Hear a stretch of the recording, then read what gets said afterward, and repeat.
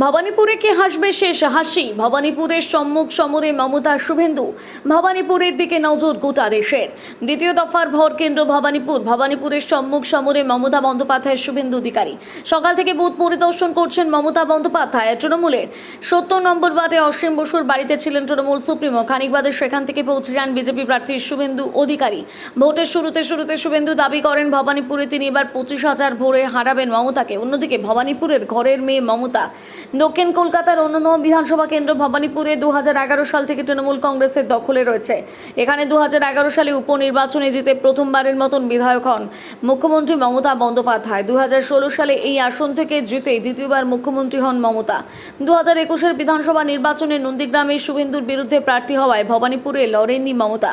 পরে অবশ্য ভবানীপুর থেকে উপনির্বাচনে লড়ে জয়ী হন শুভেন্দু অধিকারী। পূর্ব মেদিনীপুরের আদি বাসিন্দা তিনি। নন্দীগ্রামের ভোটার, কারণ ওই কেন্দ্র থেকে তিনি ২০১৬-২০২১ সালে জিতেছেন। শুভেন্দু বলেছেন, মমতা যাই বলুক না কেন, এবার ভবানীপুর কেন্দ্রে পদ্মফুল ফুটবে। গত ২৩ এপ্রিল রাজ্যে প্রথম দফা নির্বাচনের পর থেকে আসনটিতে মাটি কামড়ে পড়েছিলেন শুভেন্দু। একের পর এক সভা, আবার কখনো রোড শো করে জনসংযোগ করেছেন শুভেন্দু। অন্যদিকে মমতাও ভবানীপুরের অলিতে গলিতে কখনো পদযাত্রা, কখনো পথসভা করে বেরিয়েছেন।